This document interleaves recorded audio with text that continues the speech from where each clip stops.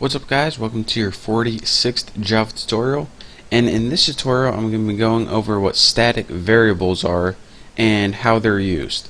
So usually whenever you have a class that has objects, each of the variables, each object has its own set of variables like first name, and I can make an object called Bucky and it would have its own first name Bucky, and I could have another object named Tommy and it would have its own first name of Tommy. But sometimes you want all the objects to share a single variable. For example, if you're going to make members of a club and you're going to have the club count, how many members were in it. For example, if I was in the club, it would be 1. If Tommy was in the club, it would be, if me and Tommy were in the club, it would be 2. If me, Tommy, and Megan were in the club, it will be 3. And we each don't need to see that. We each don't need an updated variable or a separate variable for 3, since the members in the club is all the same. So, for example, there's some variables that you just can share, and you're saying, alright, why don't you just write a separate variable for each object and update it? Well, that takes a lot of time and space, so you'll see what static is by the end of this tutorial, and it's one of the most useful things that I actually taught you so far, so listen up. In this tutorial we're going to be building a club, of course, and the club is going to be of hot girls that I would like to go out with. And yes, they will be famous. And no, I will never go out with them. So let's go ahead and make a couple regular variables first. For each object, it gets its own private string. And let's go ahead and put like first for first name. And then go ahead and put private string and last for last name. And now we need to give them a variable that they can share. So go ahead and put private and put static, and that static keyword means that every object shares the same variable. So when this one changes, it changes to all objects. And before, if you change one object's first name, then only that object's first name changed. But when you change a static variable, they change with all objects.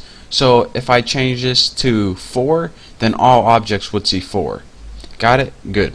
So static int, and we'll have members of our club, and we'll initialize it to 0. So without building anything, we have 0 members in our club.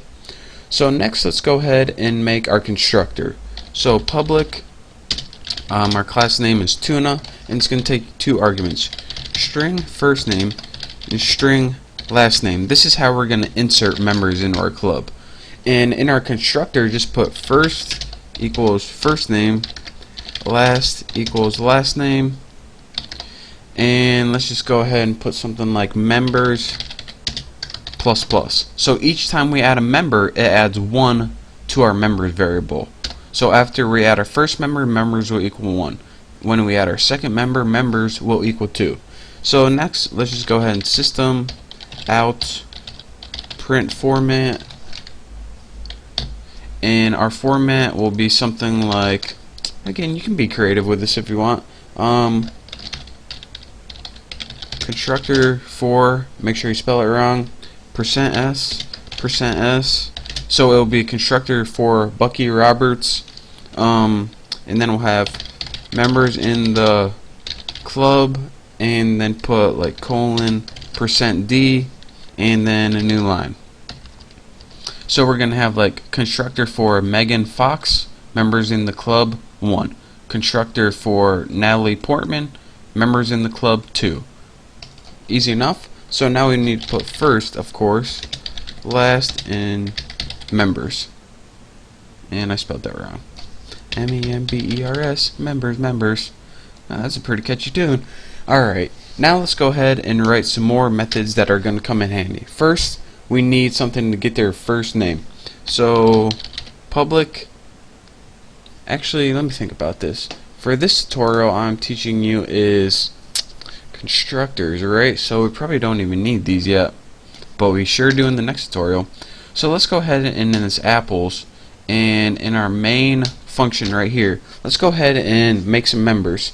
So let's go ahead and make member 1 Tuna, because it's in the class, member 1, and we'll set it equal to new Tuna, and of course it takes the arguments. Again, you can see what arguments it takes by this constructor over here: a first name and a last name. So the first name can be Megan, and the last name of girls I want to date club can be Fox. So now what we should have outputted on the screen is, well, might as well just do it. Constructor for Megan Fox members in the club 1. Easy enough. So let's go ahead and make another one now. Tuna member 2 will make another object equals new tuna, and we'll have something like Natalie and then Portman. You don't know who she is? Definitely Google it. And let's go ahead and make one more for fun. Tuna member 3 equals new tuna, and let's see. Let's get Taylor. She can join the club too. And Swift. She is babe with a pretty voice, hottie with body, cutie with booty. Anyways, so we made 3 different objects. Each one. Well, let me run this. Show you guys that it works. Show myself that it works. So we made 3 different objects right here. One for Megan Fox named member 1, one for Natalie Portman named member 2, and one for Taylor named member 3. Each of them has their own set of variables. Let's look at this one, Natalie Portman, member number 2. For every object, they have their own set of variables right here. Natalie has her own first name right here, and she has her own last name of Portman right here. But they all share this members variable, and they can, like Megan Fox, this object, she can't see what Natalie's names are, but she can see the members in the club has changed it too. And when Taylor Swift joins the club right here, since it's static, it means all of these objects share the same static variable, so they can all see that the members of the club has changed to 3. So that's why static variables are useful, since sometimes you just need, and again, if you didn't have this on a new train of thought right here, you would have to have a function to update all of these each time.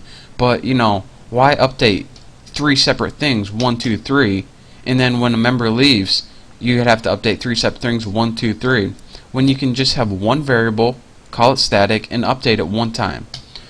So that's your quick tutorial on what static is and why it's useful. It pretty much, instead of having to update it many times, you just call it static, and all members or objects can see it. So thank you guys for watching this tutorial. If you don't understand, you will in the next tutorial, because we're going to be going over static some more. But like I said, thank you for watching. Don't forget to subscribe, and I will see you next time.